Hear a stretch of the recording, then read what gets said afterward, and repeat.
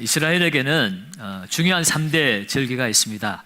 유월절과 초막절과 오순절이죠. 유월절은 이스라엘 백성들이 애굽에서 노예 생활하던 때에 하나님께서 모세를 보내어서 그들을 탈출시키고 그들을 구원하신 것을 기념하여 지키는 절기가 유월절입니다. 그리고 초막절은 그들이 가나안 땅 약속의 땅에 들어가기까지 40년 동안 광야에서 살았던 것을, 하나님이 그들을 먹이시고 입히시고 그들을 지켜주신 것을 기억하면서 그들이 지켰던 절기가 초막절입니다. 장막절이라고도 그렇게 부르기도 합니다. 나머지 세 번째 중요한 절기는 오순절입니다. 오순절은 그 가나안 땅에 들어가서 첫 열매를 가지고 하나님 앞에 제사를 드렸던 것을 기념해서 드리는 절기가 오순절이지요. 그런데 이 오순절이 신약 시대에 와서 아주 특별한 절기로 바뀌어지게 됩니다. 오순절은 유월절 이후에 7일에가 지난 때를 오순절이라고 합니다. 예수님께서 부활하신 이후에 50일째 되는 날이 이 오순절 날이기도 합니다. 예수님은 제자들과 부활하셔서 40일 동안 하나님 나라의 일을 가르치시고 승천하시면서 너희에게 성령의 세례를 베풀 것이고, 그러니 몇 날이 못해서 성령이 임할 것이니까 약속하신 성령을 예루살렘을 떠나지 말고 기다리라고 했죠. 그 말씀을 듣고 제자들, 특별히 12제자를 비롯한 120명의 문도가 마가의 다락방에서 열흘 동안 간절히 기도할 때에, 오순절 날이 되었을 때에 사도행전 2장에 나오는 것처럼 하늘로부터 급하고 강한 바람처럼, 그리고 불의 혀가 갈라지는 것처럼 그렇게 성령이 임하고, 성령이 임한 증거로 각 사람이 방언으로 하나님의 큰 일을 증거하는 그런 역사가 나타났지요. 그래서 신약 시대에서는 이 오순절보다는 성령 강림절로 그렇게 중요하게 여기고 이 절기를 지키고 있습니다. 예수 그리스도의 탄생이 역사의 AD와 BC를 나누는 분기점이 되었다면, 이 오순절 성령 강림 사건은 교회의 역사의 분기점이 되기도 합니다. 진정한 교회가 바로 이 오순절 성령 강림 사건 이후로 탄생을 했기 때문에 그렇습니다. 특별히 여러분, 교회라고 하는 것은 거듭 말씀드렸지만 어떤 건물도 아니고 조직도 아니고 예수 믿는 하나님의 백성들의 모임, 공동체가 교회라고 했지요. 여러분, 특별히 이 성령이 강림했다는 것이 우리에게 어떤 의미를 주는가? 지난 한 주간 동안 우리가 성령에 대해서 새벽 예배의 말씀을 통해서 배웠습니다. 성령은 어떤 기운도 아니고 불꽃도 아니고 어떤 힘도 아니고, 성령은 삼위일체 하나님 가운데 한 분 하나님이시라고 그랬죠. 그 성령 하나님은 성부 하나님, 성자 하나님의 종속되는 분도 아니고, 성부 성자 하나님에 의해서 만들어진 분도 아니고, 권능과 영광에 있어서 동등하신 하나님이십니다. 그러기에 성령 하나님은 우리와 같이 교통하실 수 있는 인격을 가지셨습니다. 하나님의 그 지극히 지혜 깊은 것을 통달하시는 지각이 있으신 분이시고, 또 우리 때문에 때로는 기뻐하고 근심도 하고 탄식도 하시는 감정을 가지셨고, 우리의 길을 막으시기도 하고 여시기도 하고 우리의 길을 인도하시는 의지를 가지신 성령 하나님이십니다. 그래서 우리는 얼마든지 성령님을 예배해야 되고 성령님을 기뻐해야 되고 성령님과 교제해야 합니다.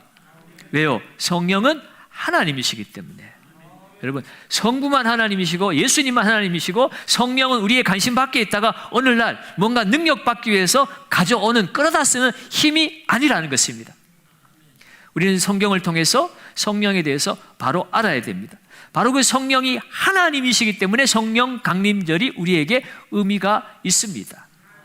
성부 하나님의 놀라운 일들을 이루시기 위해서 구약시대에도 성령은 임했습니다. 그런데 성령 하나님은 구약시대에는 특별한 사건이나 특별한 일에, 특별한 사람에게만 성령이 임했습니다.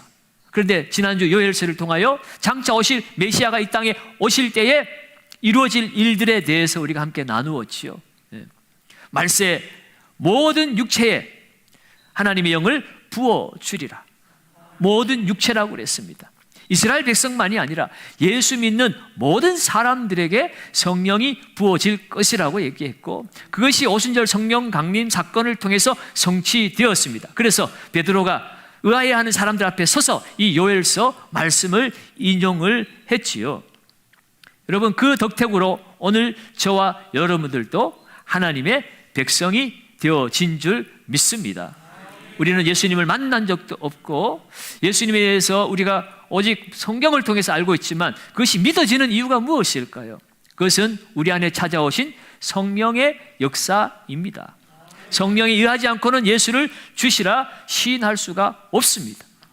우리의 믿음을 주시는 것도, 이 성경 말씀을 깨닫게 해주시는 것도, 내가 보지 못했지만 하나님의 나라를 확실히 내가 믿을 수 있는 것도 내 안에 성령께서 역사하시기 때문인 줄로 믿습니다. 사랑하는 여러분, 오늘 저와 여러분들은 성령 강림 사건 이후로 오늘 우리는 부족하고 연약해도 하나님이신 성령께서 우리 안에 내주하시는, 다시 말해서 성령을 모시고 살아가는 성령의 사람인 줄로 믿습니다. 그럼 이렇게 인사해 볼까요? 성령의 사람인 당신이 행복한 사람입니다. 네, 그렇습니다. 여러분, 우리는 성령을 모시고 살아가는 성령의 사람입니다. 그렇다면 여러분, 우리는 이 땅 가운데 성령의 사람으로서 우리는 어떻게 살아가야 할까요? 오늘 성경 말씀을 통해서 성령의 사람의 정체성이 무엇인지, 그 정체성을 분명히 한 사람은 어떻게 살아야 하는지, 그리고 이 땅을 살아갈 때 우리는 무엇을 힘으로 삼고 의지하며 살아야 할지 함께 말씀을 통해서 은혜를 나누기를 원합니다. 첫째로, 성령의 사람의 정체성은 하나님의 자녀입니다. 한번 따라하겠습니다. 성령의 사람은 하나님의 자녀입니다. 네, 오늘 14절이 그것을 우리에게 증언해 주고 있습니다. 14절을 같이 한번 읽어봅니다.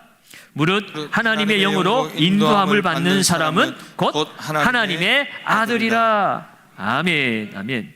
여러분, 성령을 모신 성령의 사람과 성령이 떠나간 육체의 삶, 육신의 삶을 살아가는 삶의 차이는 성령의 지배를 받느냐 받지 않느냐의 차이입니다. 여러분, 예수 믿어도 여러분 육신의 삶을 살 수가 있어요. 성령의 지배를 받지 않고 성령을 그저 지식적으로만 알고 살아가는 사람은 육신에 속한 삶을 사는 사람입니다. 오늘 저와 여러분들은 성령을 모시고 산다는 것은 성령의 지배를 받고, 다시 말해서 성령이 나의 주인 되어지고 나는 그 성령을 따라 살아가는 성령의 종임을 고백하는 삶을 말하는 것입니다. 성령의 그 종이 되어 살아가는 우리들은 성령을 통하여 우리가 하나님의 아들이고 하나님의 딸이라는 사실을 성령께서 우리에게 증언해 주고 계십니다. 15절 상반절에 보면 너희는 다시 무서워하는 종의 영을 받지 아니하고 양자의 영을 받았다라고 이야기합니다. 성령을 양자의 영이라고 말씀하고 있어요. 여러분, 여기서 말하는 양자는 하나님의 자녀됨, 하나님의 양자됨을 말하는 것입니다. 우리는 본래 마귀의 종이었어요. 타락한 이유로, 죄를 지은 이유로, 그 죄 문제가 해결되지 않았기 때문에 우리는 마귀에게 묶여서 살 수밖에 없고, 또 이 세상 법도 율법에 묶여서 살아갈 수밖에 없습니다. 마귀에게 묶여 살아가다 보니 율법도 우리에게는 좋은 것이 아니라 무서운 것이 되어버렸습니다. 왜요? 성령이 의하지 않고 하나님의 다스림을 받지 않고 우리가 이 율법을 지켜낼 능력이 없기 때문에, 율법을 알면 알수록 율법은 우리를 정죄하고 판단을 합니다. 그래서 우리는 늘 무서움과 두려움에 살 수밖에 없어요. 또 실패하는 것 아닌가? 또 무너지는 것 아닌가? 실패와 그 무너짐이 예견된 자는 소망이 없지 않습니까? 그런데 성령이 오심으로 말미암아서 이제 우리는 하나님의 아들이 되었습니다. 성령이 양자의 영으로 우리 가운데 오셨기 때문에 오늘 우리는 성령을 통하여 하나님의 자녀의 권세와 그 지위를 우리는 누릴 수 있게 되었다는 것입니다. 이 양자로 번역된 헬라어 히오데시아라고 하는 단어는 법률 용어입니다. 법적인 모든 절차를 거쳐서 정식으로 자녀가 되었다는 뜻입니다. 여러분, 정식으로 법률적으로 양자가 되면 자기가 낳은 자녀와 동등한 권리를 가지게 되어집니다. 그래서 여러분, 양자가 되었다고 하는 것은 자녀가 되었다는 것이고, 자녀의 그 권리를 가지게 되었다는 것은 그 아버지의 유산을 상속받을 수 있는 권리를 가지게 되었다는 뜻이기도 합니다. 그래서 여러분, 오늘 저와 여러분들은 하나님의 자녀로서 분명한 하나님의 자녀의 권리를 가지게 되었어요. 그래서 특별히 오늘 15절 하반절은 우리가 아빠, 아버지라고 부르짖느니라 라고 말씀하고 있습니다. 하나님을 향하여서 우리가 아빠, 아버지라고 말할 수 있게 되었다는 것이에요. 여러분, 감히 누가 하나님을 아빠라고 부를 수 있겠습니까? 여러분, 예수님만이 하나님을 아빠, 아버지로 부르셨어요. 예수님 이전에 그 누구도 하나님을 감히 아버지라고 말할 수 없었습니다. 유대인들이 예수님을 십자가에 못 박은 이유도 신성모독죄잖아요. 어떻게 네가 하나님을 아빠라고 부를 수 있겠느냐는 거죠. 그러나 여러분, 예수 그리스도가 하나님이십니다. 예수 그리스도는 우리를 죄 가운데서 우리를 구원해 주셔서 우리가 하나님의 자녀가 되도록 우리에게 십자가의 부활의 복음을 선물로 주셨습니다. 그 예수님이 그 십자가와 부활을 통하여 이루신 그 구원의 역사가 성령을 통해서 우리에게 그대로 적용이 되어지는 것입니다. 예수 그리스도와 연합된 우리는 예수가 하나님을 아빠라고 불렀듯이 우리도 예수님 때문에 하나님을 아빠라고 부르게 되었다는 것이에요. 여러분, 그것을 누가 보증하시느냐? 바로 우리 안에 찾아오신 성령이 보증하신다는 것입니다. 성령은 하나님의 영이십니다. 그리스도의 영이십니다. 성령이 보증하시면 그 누구도 그것을 부인할 수가 없습니다. 그래서 예수님은 제자들에게도 하나님을 아빠라고, 아버지라고 부르라고 말씀하셨어요. 우리에게 기도를 가르쳐 주셨잖아요. 주님이 가르쳐 주신 기도가 어떻게 시작합니까? 하늘에 계신 우리 아버지요, 하늘에 계신 내 아버지라고 하나님을 부를 수 있게 되었습니다. 그것은 바로 예수께서 보내주신 성령이 내 안에 계시기 때문에 그렇습니다. 성령만이 하나님과 우리를 연결시켜 주실 수가 있어요. 우리가 축도할 때도, 축도는 성경에 나와 있잖아요. 고린도전서 13장 13절에 하나님의 사랑과 그리스도의 은혜와 성령의 교통하심이 너희 무리와 함께 있을지어다. 성령은 우리 가운데 교통하시는 분이십니다. 하나님과 우리 사이를 교통하게 하시는 분이 성령님이세요, 여러분. 그러면 여러분, 성령이 우리 안에 계시다는 것, 그것은 우리가 하나님의 자녀인 것을 분명하게 증언해 주시는 것이에요. 여러분, 오늘 우리는 더 이상 두려워할 이유가 없습니다. 두려운 일들이 생기면 누구에게 찾아가야 돼요? 아빠 하나님을 찾으면 되는 것입니다. 아빠하고 하나님을 찾으면 그때부터 문제는 내 문제가 아니라 아버지의 문제가 되는 것이에요. 하나님 아버지께서 주권을 가지시고 성령을 통하여 우리의 문제를 돌아보시는 것이에요. 성령이 오신 이유는 보혜사로 오셨어요. 예수님이 보혜사였던 것처럼 성령을, 예수님은 떠나가시지만 떠나가시지 않고 성령을 보내어서 영원토록 우리와 함께 있으시기 위하였습니다. 육체로 오신 예수님은 저 2000년 전에 팔레스타인 지역에서만 그 제자들에게만 보혜사가 되실 수 있었지만, 그러나 승천하신 예수 그리스도가 성령을 통하여 이제는 무소부재하신 그 성령 하나님께서 하나님의 이름을 부르고 예수의 이름을 부르는 모든 사람에게, 그것이 아프리카든 유럽이든 아메리카든 대한민국이든 어디서든 하나님을 찾는 자들에게 영원히 함께 하십니다. 그리고 우리를 도와주시는 보혜사로서 함께 하시는 것이에요. 여러분, 우리가 아빠하고 부를 때 성령 하나님께서 하나님, 성부 하나님의 뜻을 따라 우리를 도우시고 지키시고 인도해 주시는 줄로 믿습니다. 여러분, 특별히 마귀 권세는 지금도 우리를 정죄하고 판단합니다. 너의 죄를 네가 알렸다 하면서 늘 우리를 넘어뜨리려고 하죠. 판단하죠. 정죄하죠. 그럴 때 여러분, 우리 안에 계신 성령이 우리를 지키십니다.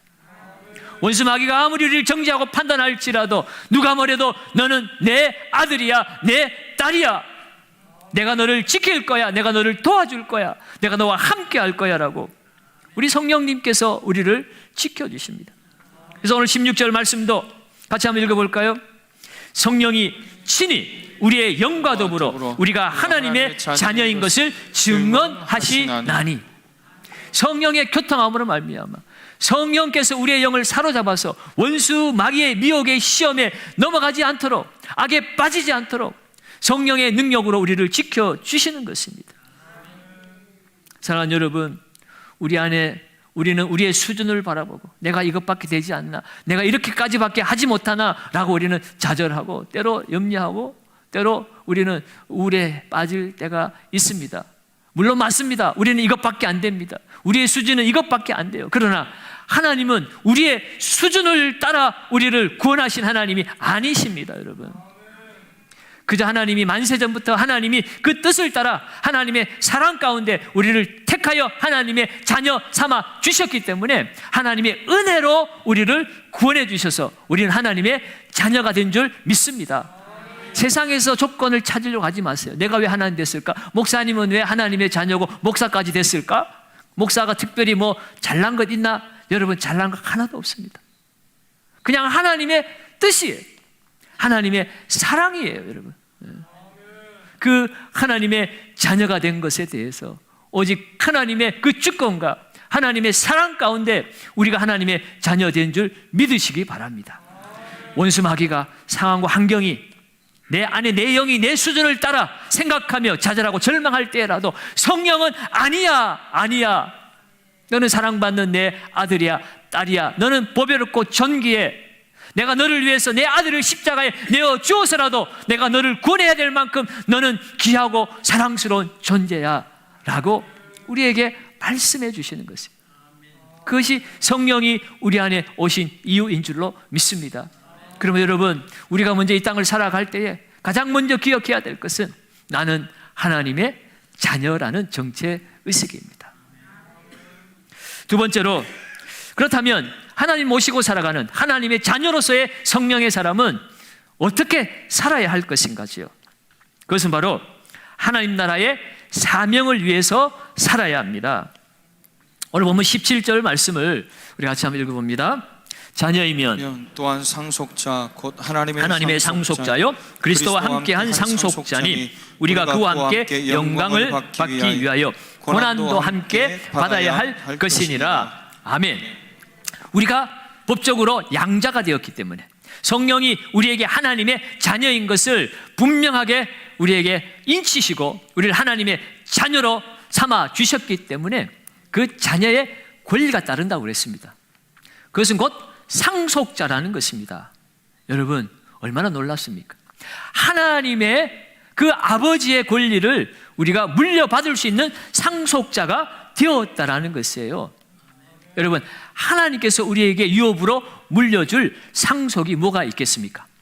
이스라엘 백성들은 이 땅을 상속으로 받는다고 생각했습니다. 그런데 여러분, 오늘 하나님께서 예수 믿는 성도들에게 물려줄 자녀로서 권리, 상속받을 그 상속은요, 바로 하나님의 나라입니다. 오늘 우리는 하나님의 나라를 누릴 수 있는 권리를 물려받았습니다. 그 하나님의 나라가 무엇일까요? 하나님 나라는 어디에 있는 것일까요? 여러분, 하나님의 나라는 땅의 개념보다는 통치권의 개념입니다. 여러분, 이 땅은 다 하나님이 통치하시는 하나님의 나라인 줄로 믿습니다. 잠시 마귀 권세가 주님의 그 심판의 날 이르기까지 이 땅 가운데 설치고 다니지만, 그러나 예수께서 십자가에서 우리를 구원해 주실 때에 마귀의 일을 멸하려 하심이라고 요한일서 3장 18절 분명히 말씀하고 있죠. 예수님의 그 십자가 사건은 우리를 구원하신 구원의 사건이기도 하지만 우리를 무너뜨리는 마귀 권세를 무너뜨리는 사건이기도 합니다. 그러면 여러분, 이제는 우리가 마귀의 종이 아니라 하나님의 아들, 딸이 되었습니다. 다시 말해서 하나님의 통치를 받는 하나님의 자녀, 하나님 나라의 백성이 되었다는 뜻이죠. 그런 면에서 보면 하나님의 나라는 이미 우리 가운데 와 있습니다. 그러나 우리가 또 한 가지 알아야 될 것은 완전한 하나님의 나라는 아직 이 땅 가운데 임하지 않았습니다. 주님이 다시 오실 때에 더 이상 헤어짐도 슬픔도 병도 아픔도 미움도 없는 완전한 하나님의 사랑과 기쁨으로 평안으로 충만한 하나님의 나라가 우리 안에 이루어지게 될 것입니다. 우리는 그 나라를 소망하며 살아가지요. 문제는 그 나라가 아직 이루어지지 않았다는 거고 그 때와 시를 우리가 알 수 없다는 것입니다. 주님은 그 하나님의 완전한 나라가 임하기까지 우리가 이 땅 가운데 사는 동안 그냥 밥 먹고 숨 쉬고 살라고 말씀하신 것이 아니에요. 밥 먹고 숨 쉬며 살도록 하셨으면 교회를 세울 이유가 없습니다. 주의 종들을 부를 이유가 없습니다. 종으로 부를 때에는 일을 맡기기 위함이 아니겠습니까? 자녀가 되었다는 것은 그 자녀의 삶이 있지 않겠습니까? 그것이 무엇인가 하는 거예요, 여러분. 그것은 바로 사명이라고 하는 건데, 여러분, 오늘 본문은 뭐라고 얘기합니까? 그리스도와 함께 영광을 받을 뿐만 아니라 구원받은 영광을 우리가 가지고 있습니다. 장차 이루어질 하나님의 영광을 우리가 소망하고 있습니다. 그러나 이 땅 사는 동안에 우리가 고난도 받아야 할 것이라고 말씀하고 있어요. 그리스도와 함께한 영광을 너희가 이미 받았느냐? 그렇다면 그리스도와 함께하는 고난도 받아야 할 것이라고 말씀하고 있어요, 여러분. 우리가 이 땅 가운데 그리스도인으로, 성령은 그리스도의 영이시잖아요. 그리스도의 말씀을 생각나게 하고 그리스도의 말씀을 가르치시고 그리스도의 행하신 그 구원의 사역을 우리에게 드러내시는 역할이 성령이 하시는 일입니다. 그렇다면 여러분, 오늘 이 땅 사는 동안 그리스도와 함께하는 영광도 있지만 그리스도와 함께 살기 때문에 따라오는 이 세상에서의 우리가 받을 고난도 분명히 있다라고 성경은 말씀하고 있어요. 여러분, 이 고난은 그저 당하는 고난이 아니라 사명 때문에 당하는 고난입니다. 예수를 닮아가며 예수의 뜻을 쫓아서 살아가다 보면 우리에게 찾아오는 고난이 있다는 거죠. 그 고난을 우리가 기꺼이 감당해야 한다는 것이에요. 예수님도 마태복음 16장 24절에서 이렇게 말씀하셨습니다. 누구든지 나를 따라오려거든 자기를 부인하고 자기 십자가를 지고 나를 따를 것이니라. 예수님을 따르기 위해서는 먼저 자기를 부인해야 된다고 얘기합니다. 여러분, 자기를 부인한다는 것은 우리의 인생에 집중해야 될 것이 무엇인가를 밝히 알라는 것이에요. 더 이상 자기가 뭘 잘 먹고 잘 살까 이런 것에 집중하지 말고 먼저 그의 나라와 그의 의를 구하라는 거죠. 하나님이 나를 통하여 이루실 일이 무엇인지, 하나님이 무엇을 기뻐하시는지 그것에 먼저 집중하라는 것입니다. 그것을 찾으라는 것이에요. 그러고 나면 내가 가야 할 길이 보이고 그 주님을 따라가는 길에는 반드시 고난이 따라온다는 거죠. 그것을 오늘 십자가라고 표현하고 있습니다. 십자가는 험한 일입니다. 십자가는 고난이 찾아오는 길입니다. 여러분, 그러나 우리가 알아야 될 것은 주님 때문에 찾아오는 고난은 그냥 고난이 아니라 사명이라는 것이에요. 사명. 십자가는 단순히 그저 고난의 십자가가 아니라 사명의 십자가라고 하는 것입니다. 여러분, 우리가 십자가를 일부러 지지는 않습니다. 사명이 있을 때 그것을 지는 거죠. 여러분, 누가 사서 고난받으려고 하는 사람이 이 세상에는 아무도 없습니다. 고난인 줄 알면서 그 고난의 길을 가려고 하는 사람이 어디에 있겠습니까? 그런 사람이 있다면 바보라고 말하겠죠. 그러나 우리가 바보가 될 수밖에 없는 이유는 무엇입니까? 그것은 사명이기 때문에, 주님이 우리에게 맡기신 사명이기 때문에, 그래서 우리는 그것을 기꺼이 지고자 하는 것입니다. 힘든 줄 알지만, 좁은 길인 줄 알지만, 좁은 문인 줄 알지만 주님이 원하시는 길이고 주님이 함께 하시는 길이기에 우리는 그 사명의 십자가를 지고 따라간다는 것입니다. 여러분, 주님을 위해서 져야 할 사명의 십자가가 무엇입니까? 단순히 이 땅 가운데 박해를 받고 하는 그것도 여러분 십자가일 수 있습니다만, 우리가 왜 박해받아요? 분명한 이유가 있습니다. 사도행전 1장 7절에서 8절까지 말씀을 우리 같이 한번 읽어봅니다.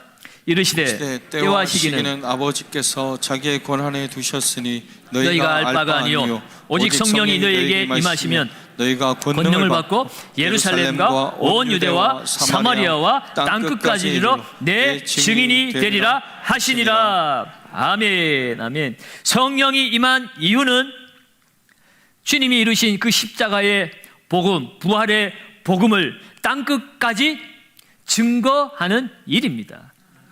그 일을 위해서 성령께서 우리로 하여금 죄를 깨닫게 하고 하시고 회개하게 하시고 거듭나게 하시고 성령 충만받게 하시고 거룩하게 하시고 주님의 영광의 나라에 들어가기까지 우리를 지키시고 인도해 주시는 목적입니다. 그 나라에 들어가기까지 우리에게 처해진 형편에 따라서 상황에 따라서 우리는 주신 은사와 달란트와 내게 주신 그 모든 능력을 동원해서 우리의 삶의 목적은 이곳에 하나님의 나라가 이루어지도록 하는 것이에요. 하나님의 나라는 땅이나 건물에 있지 않고 하나님의 백성들입니다. 여러분, 잃어버린 그 영혼을 찾아서 그들이 하나님의 자녀 되도록 하는 일, 복음 증거하는 일, 그것이 오늘 교회와 성도들에게 맡겨진 사명이라고 하는 것이지요. 제자들은 때와 시기를 찾았습니다. 이스라엘을 회복하는 때가 이때입니까? 라고 얘기했지만 때와 시기는 너희가 알 바가 아니라는 거예요. 그것은 하나님께 맡겨두고 오늘 내가 예수 믿었느냐? 하나님의 성령이 임하여서 하나님 백성이 되었느냐? 그렇다면 오늘 우리의 사명을 따라 살라는 거지. 그것이 바로 복음 전하는 일입니다. 우리의 땅이 얼마나 넓어질까? 우리의 집이 얼마나 커질까? 그런 것에 신경 쓰지 말고 오늘 성령 하나님을 따라서 너희에게 성령의 권능이 임했느냐? 그렇다면 주의 복음을 전파라는 것이에요. 주의 복음은 민족과 이념을 초월합니다. 세상 모든 나라에 이 복음은 전파되어야 하는 것이에요. 그래야만이 하나님의 영광의 나라가 완전하게 이곳에 임하기 때문입니다. 마태복음 24장 14절에 보면 이 천국 복음이 모든 민족에게 증거되게 하기 위하여 온 세상에 전파되리니 그제야 끝이 오리라. 이 세상 마지막에 여러분 물론 여러 가지 마지막의 징조들이 있지만 그러나 정말 예수 그리스도의 생명의 복음이 온 세상에 전파되어지는 그때가 마지막 때라고 성경은 분명히 우리에게 말씀하고 있습니다. 여러분 이 일을 위해서 예수님은 제자들을 선택하신 것입니다. 그리고 수많은 교회사 가운데 수많은 주의 백성들을 선택하셔서 그들로 하여금 복음을 전하게 하심으로 오늘 이곳에 우리 교회가 존재하는 것이고 저와 여러분들이 하나님 백성 되는 놀라운 복을 누리고 있습니다. 오늘 이 순간에도 하나님은 누군가를 선택하셔서 하나님의 나라의 복음이 증거되도록 하나님은 성령의 그 은혜와 능력을 부어 주시는 줄로 믿습니다. 우리 교회가 저와 여러분들이 바로 이 시대에 하나님의 그 사명을 감당하는 시대적 사명자들이 되시기를 주의 이름으로 축원합니다. 여러분, 그렇다면 이 사명 감당할 때에 우리는 그 사명을 감당할 능력을 어디에서 얻어야 되겠습니까? 여러분 사명 감당하는 것 쉽지 않죠. 십자가를 지는 길이라고 그랬습니다. 고난의 길입니다. 정말 감당하기 어려운 길이죠. 그러나 하나님이 함께 하시면 하나님이 힘을 주시면 우리는 그 사명 감당할 수 있습니다. 특별히 우리에게 무엇이 힘이 되겠습니까? 돈이 힘이 되겠습니까? 권력이 힘이 되겠습니까? 세력이 힘이 되겠습니까? 여러분 우리에게 진정한 힘이 어디에서 나오는가? 오늘 보면 18절은 여러분 이렇게 증언합니다. 18절 말씀을 같이 한번 읽어봅니다. 생각건대 현재의 고난은 장차 우리에게 나타날 영광과 비교할 수 없도다. 아멘. 여러분 사명의 원동력은 성도에게 장차 나타날 하나님의 영광이라고 오늘 우리에게 말씀해 주고 있어요. 여러분 고난이 고난으로 끝나지 아니하고 그 고난 끝에 찾아오는 하나님의 영광이 있다고 오늘 우리에게 말씀하고 있습니다. 오늘 사도 바울 우리에게 생각해봐라 라고 이렇게 이야기를 하죠. 여러분 이 생각하다라는 이 헬라어 로기조마이라는 이 헬라어는요 계산해봐라 이런 뜻을 가지고 있어요. 헤아려봐라 이런 뜻을 가지고 있습니다. 무엇을 계산하고 무엇을 헤아려 보라는 것입니까? 지금 현재 너희가 이 땅을 살아가면서 예수 때문에 받는 그 고난을 한번 계산해보고 헤아려보고 그리고 나서 장차 우리에게 나타날 하나님의 영광에 대해서도 헤아려봐라, 생각해봐라, 계산해봐라. 현재 내가 당하는 이 고난과 장차 우리에게 나타날 그 영광을 두 개 붙여놓고 대차 대조표를 한 번은 만들어봐라. 생각해보라는 것이에요. 그런데 사도 바울의 결론은 무엇입니까? 헤아려보니, 계산해보니, 비교해보니 이거는 비교거리가 안 된다는 거예요. 현재의 고난이 아무리 힘들고 어렵고 고통스러울지라도 장차 우리에게 나타날 하나님의 영광과는 비교거리도 안 된다는 것이에요. 그만큼 영광스럽다는 것입니다. 그 영광이 오늘 현재를 살아내는 능력이 되고 있다고 오늘 사도 바울은 말하고 있습니다. 사도 바울은 이 영광을 경험한 사람입니다. 다메섹 도상에서 빛으로 나타나신 그 하나님의 영광의 빛을, 예수 그리스도의 그 영광의 빛을 그는 본 사람입니다. 그 정도가 아니에요. 고린도전서 12장에 가면 그가 하나님의 영광을 그는 실제로 가서 보았다고 조심스럽게 얘기하죠. 내가 셋째 하늘에까지 올라가 봤다고. 고린도 후서 12장입니다. 여러분, 그 영광이 얼마나 크고 놀라운지 사도 바울은 실제로 경험을 했기 때문에 오늘 비교할 수 없다고 얘기하고 있어요. 여러분, 사도 바울뿐이겠습니까? 초대교회 모든 제자들, 성도들은 성령을 통하여 이 영광을 확실히 경험했습니다. 로마서 5장 5절에는 이런 말씀이 있어요. 로마서 5장 5절을 한번 읽어봅니다. 소망이 우리를 부끄럽게 하지 아니하면 우리에게 주신 성령으로 말미암아 하나님의 사랑이 우리 마음에 부은 바 됨이니. 아멘, 아멘. 이 세상에 어떤 환난과 어떤 고난이 찾아와도 우리는 소망이 있기 때문에 그 환난과 고난을 이길 수 있다는 것입니다. 그런데 그 소망을 부끄럽지 않게 하시는 분이 계시다는 거예요. 우리 가운데 계신 성령이 계시기 때문에 성령께서 하나님의 사랑을 우리 마음에 부어주셔서 하나님의 사랑을 알게 하시고 하나님의 나라를 보게 하시고 하나님의 살아계심을 믿게 하시는 그 성령님 때문에 그 어떤 고난과 환난이 와도 그들은 이길 수가 있다는 것입니다. 여러분, 그 성령이 우리 안에 와 계신 줄로 믿습니다. 여러분, 제자들의 모습을 한번 비교해 보십시오. 성령 받기 전에 제자들과 성령 받은 후의 제자들의 삶이 어떻게 달라졌는지. 그들은 3년 동안 예수님을 따라다니면서 예수님의 말씀을 직접 듣고 예수님이 행하는 기적을 그들의 눈으로 보고 체험을 했음에도 불구하고 그들의 삶은 전혀 변화되지 않았습니다. 서로 누가 높으냐? 서로 자리 다툼만 했습니다. 예수님이 섬김의 본을 실제로 그들 눈앞에 수건을 들고 보여주셨음에도 불구하고 그들은 예수님 따라 살려고 생각을 하지 않습니다. 그들의 생각에는 육신의 생각으로 가득 찼습니다. 기도하자고 해도 예수님이 땀방울이 핏방울이 되도록 기도해도 옆에서 그저 쿨쿨 잠이나 자는 제자들이었습니다. 육신의 생각으로 가득 차다 보니 결국은 예수님을 은삼십냥에 팔아버리는 제자들이었습니다. 예수님을 저주하고 부인하고 뿔뿔이 도망치던 제자들이었습니다. 그런데 오순절 성령 강림 사건 이후에 완전히 180도 다른 사람들이 되었어요. 똑같은 사람인데 완전히 달라졌습니다. 더 이상 두려워하지 않습니다. 사람들 앞에 나서서 당당하게 예수 그리스도의 생명의 복음을 외치기 시작합니다. 한 번에 3,000명씩 회개하고 날마다 예수 믿는 사람들의 수가 더하여지기도 했습니다. 그들이 복음을 전할 때 예수의 이름으로 귀신이 쫓겨가고 안진뱅이가 일어나고 문둥병이 치유받는 기적과 표적이 나타나기도 했습니다. 여러분, 그것뿐만이 아니에요. 그들도 핍박을 받았습니다.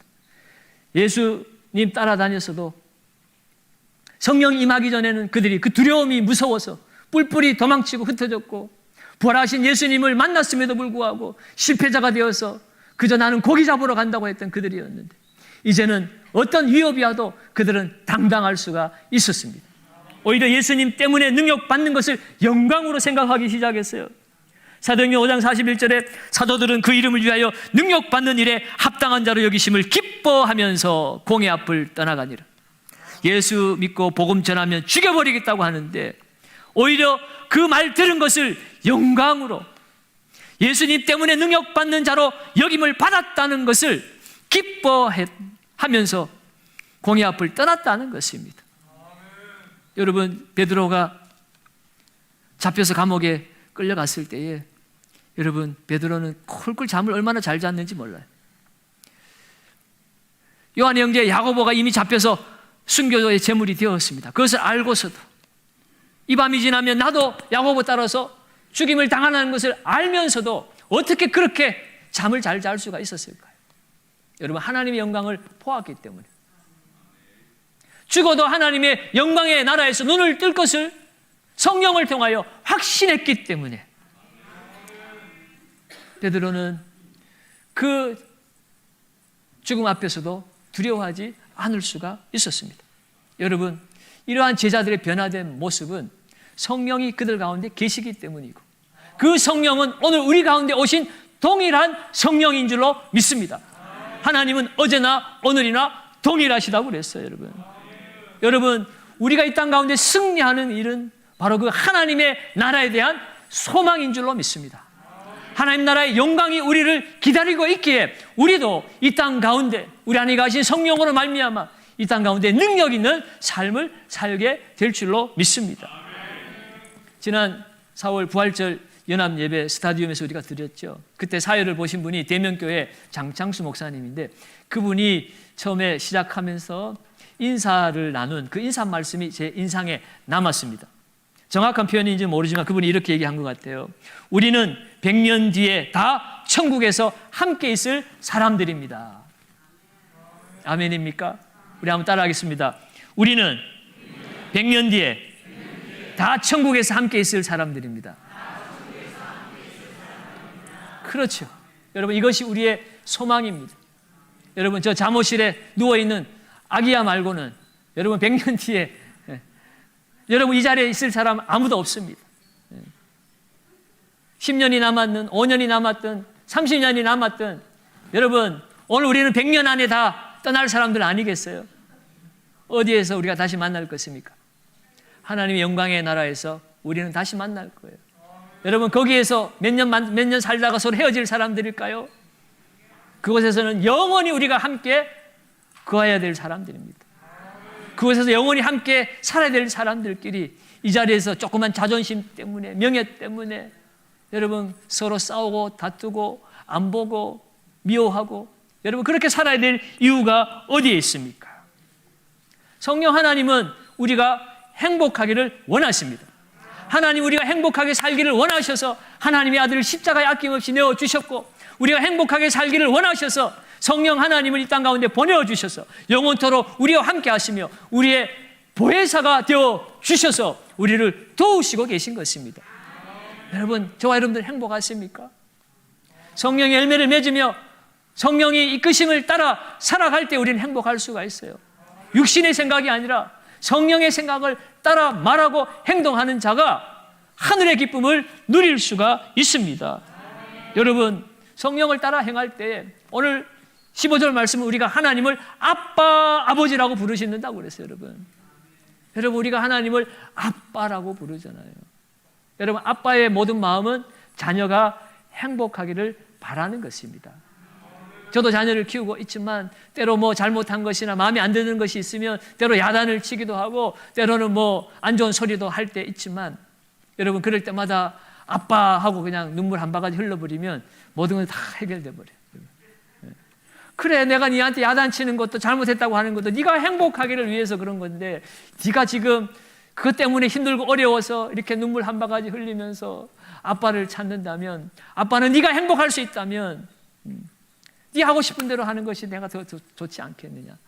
어찌하든지 자녀가 행복하기를 원하고 바라는 것이 우리의 마음 아니겠습니까?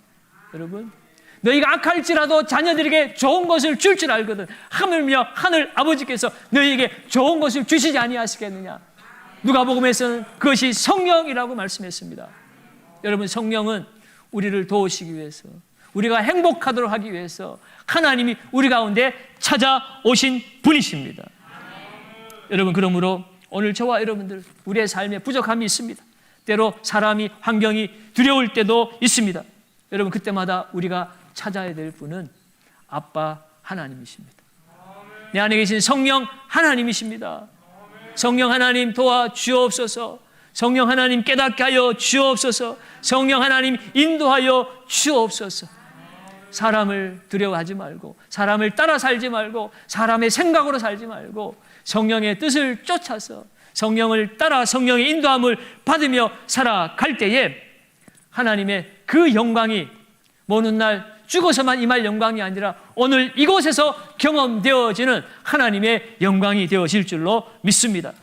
바라기는 오늘 우리가 다 성령 충만하여서 하나님의 자녀의 정체성을 잃어버리지 말고 예수 그리스도의 복음을 전하며 때로 고난이 찾아와도 내 안에 계신 그 성령의 은혜와 능력으로 승리함으로 하나님 나라의 기쁨이 되고 이 세상의 기쁨의 통로가 되어지는 복의 통로가 되어지시기를 예수님의 이름으로 축원드립니다.